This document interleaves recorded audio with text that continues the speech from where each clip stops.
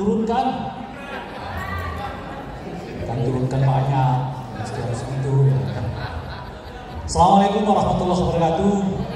Salam sejahtera, selamat siang rekan-rekan sekalian yang berbahagia. Senang sekali bisa bertemu di sini di ruangan ini setelah 27 tahun kita reformasi, dan saya bersyukur ternyata rekan-rekan yang masih bersetia pada nurani dari visi-misi reformasi itu ternyata tidak kalah jauh banyaknya dibandingkan mereka yang sudah berbicara gue dapat apa dari reformasi. Kita hari ini tidak sedang berbicara gue dapat apa, tapi lagi-lagi kita akan berbicara tentang moral apa yang tetap harus kita pertahankan dari reformasi di tengah begitu banyak ya penghancuran, pendegradasian terhadap nilai-nilai reformasi yang akhir-akhir ini makin banyak kita temukan. Saya kalau rekan-rekan mungkin sebagian membaca 2019 saya sudah menyampaikan ada kemiripan yang sangat dekat antara tata cara Pak Jokowi mengelola kekuasaan dengan Pak Harto. Saya menyebut itu ibarat 11-12. Tata cara mengelola sifat bagaimana Pak Jokowi mengelola kekuasaan 11-12 dengan seperti Soeharto mengelola kekuasaan. Setidaknya saya menyebut pada 3 ciri yang sangat penting. Pertama adalah bahwa Jokowi dan Pak Harto sama-sama memandang pembangunan itu hanya bersifat fisik. Kemajuan itu hanya bersifat fisik.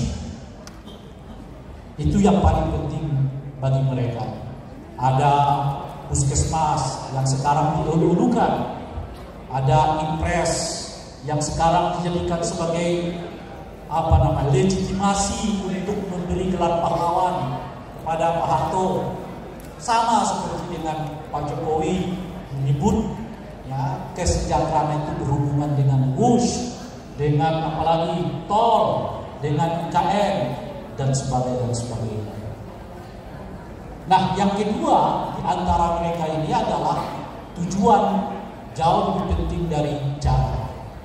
Pak Harto karena tujuan lalu membuat aturan sendiri, kurang lebih sama juga dilakukan oleh Jokowi meskipun dengan berpura-pura melalui legislatif.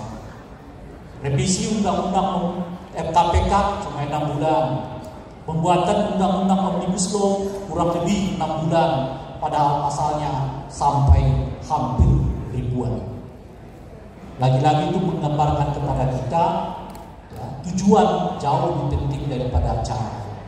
Kalau yang ketiga, kalau tujuannya menghalangi, bukan tujuannya yang, kalau caranya menghalangi, bukan tujuannya yang dihentikan, tapi caranya itu yang harus diubah.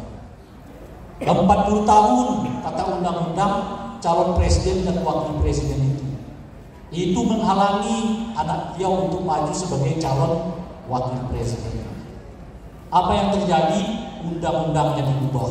40 tahun tetap, tetapi ada klausul tambahan selama tidak pernah duduk di jabatan yang bersifat eksekutif. Loloslah itu kalah.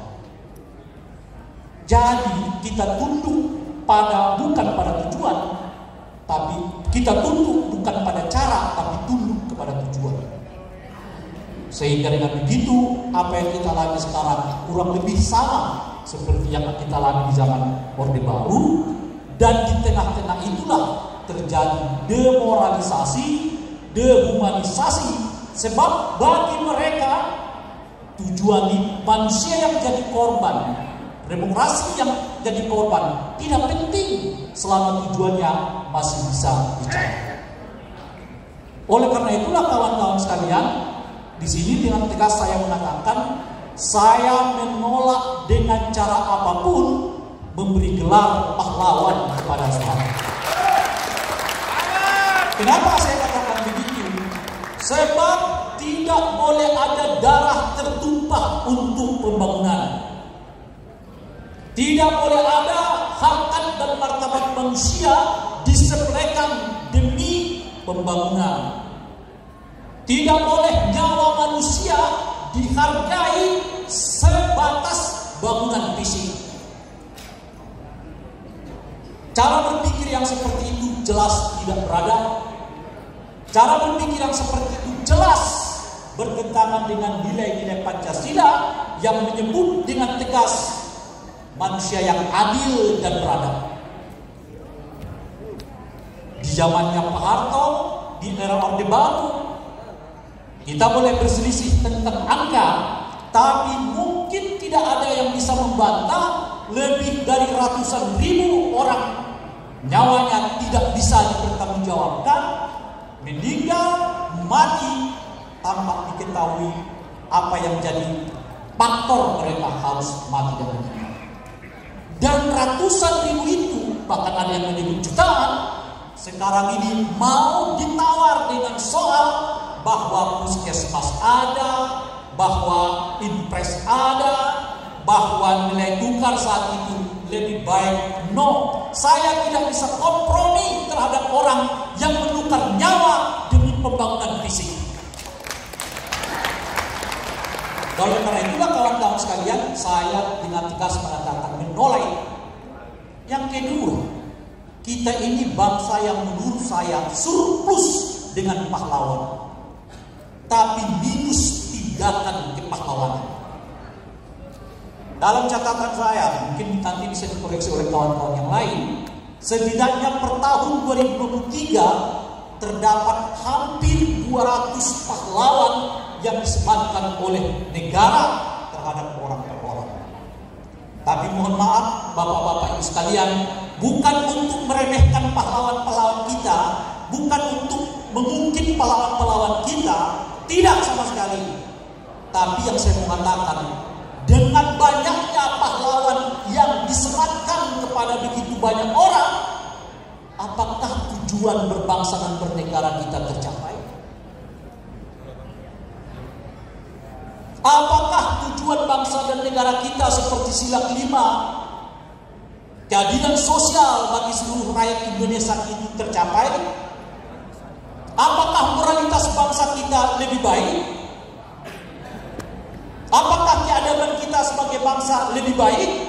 Padahal di dalam bangsa itu tumbuh ratusan pahlawan, tapi seperti yang saya sebutkan tadi, minus kepahlawanan. Persis seperti yang kita alami sekarang. Ribuan, bahkan puluhan ribu pejabat di Republik ini, tapi sangat sulit mencari orang yang mau bertanggung jawab. Siapa yang mau bertanggung jawab terhadap ada penulis yang tadi malam kita dengar tulisannya dipaksa di take down karena dia katanya mendapatkan intimidasi. Mohon maaf, itu pejabat-pejabat. Siapa yang mau bertanggung jawab terhadap hal yang seperti ini? Padahal kita punya menteri HAM, kita punya menteri hukum, kita yang katanya punya kebebasan berpendapat, tapi tidak ada satupun pejabat-pejabat itu sekarang yang mengeluarkan pernyataan bahwa siapapun yang mengintimidasi si penulis itu akan diseret ke depan pengadilan. Itu yang saya sebut tadi, kita surplus pahlawan tapi minus kepahlawanan, kita surplus pejabat tapi minus orang-orang yang bertanggung jawab. Apalagi yang sekarang anggota kabinet yang 46, belum lagi tambah wamen 46 tambah 46 92. Jadi ada 92 orang secara formil yang bertanggung jawab mestinya terhadap situasi yang kita alami sekarang ini. Nah, oleh karena itu kawan-kawan sekalian, bukan memberi gelar pahlawan yang penting sekarang, tapi yang kita pentingkan, yang kita butuhkan adalah orang-orang yang bertindak menjadi tindakan kepahlawanan. Siapa itu? Satu, yang menyelamatkan Republik dari kemungkinan kita digarong terus dunia. Dua, yang menyelamatkan Republik dari kemungkinan orang yang mau membungkam kebebasan.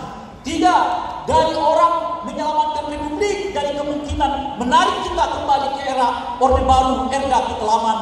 Keempat, mencari pahlawan yang betul-betul mau menyelamatkan Indonesia dari degradasi demokrasi yang kita lalui. Itu pahlawan-pahlawan sekarang kita tunggu. Di mana mereka itu berada? Mudah-mudahan di tengah komunitas ini kita bisa mendapatkan calon-calon pahlawan yang kita masukkan, meskipun tidak karena itu kemudian mereka disematkan oleh negara sebagai pahlawan. Kita juga mendengar selain kemungkinan Soeharto akan diberi gelar pahlawan, akan ada juga revisi sejarah bangsa, di mana justru perang aktivis 98, sejarah 98 dianggap seperti angin lewat.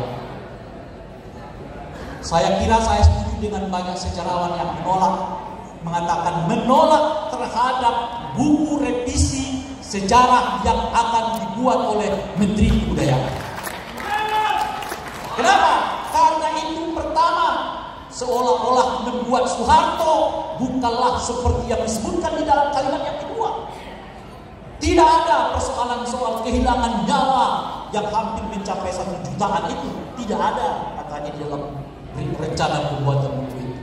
Tidak ada pertanggungjawaban terhadap runtuhnya demokrasi kita di era Orde Baru. Katanya tidak ada juga atas hal itu. Dan oleh karena itulah, selain saya menolak Soeharto dijadikan sebagai pahlawan, saya juga menolak rencana pembuatan buku atau revisi buku ala pemerintah. Kawan-kawan sekalian, jauh lebih bagus, lebih baik kalau pahlawan-pahlawan tumbuh dari rakyat sendiri. Mereka-mereka yang ada di depan kita ini semua adalah pahlawan-pahlawan di hati kita semuanya. Setuju? Mereka semua yang ada pokoknya di depan kita ini semua adalah pahlawan-pahlawan di pikiran kita semuanya. Benar? Dan mereka, saya kira dan saya yakin, tidak menginginkan agar negara mengakui tindakan mereka. Cukup Republik ini mengakuinya, kita mengakuinya tanpa harus dicatatkan, diberi gelar oleh negara sebagai pahlawan, bahwa mereka benar-benar pahlawan karena mereka lahirlah seorang Mulyono yang 10 tahun memimpin Republik, lalu mengembalikan kita kembali seperti era Orde Baru.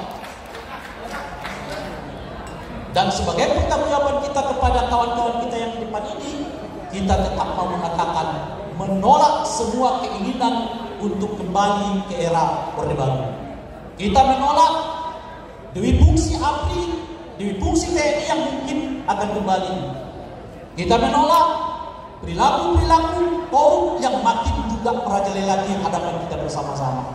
Jadi pertanggungjawaban kita betul-betul bukan hanya kepada kawan-kawan ini, tetapi juga kepada visi-misi reformasi yang sama-sama kita perjuangkan semula pada hari. Terakhir kawan-kawan sekalian, dan oleh karena itulah kita bersepakat di sini sampai kapanpun kita menolak, satu, Soeharto dijadikan sebagai pahlawan. Yang kedua, kita juga menolak sejarah yang dibuat oleh pemerintah. Terima kasih. Assalamualaikum warahmatullahi wabarakatuh.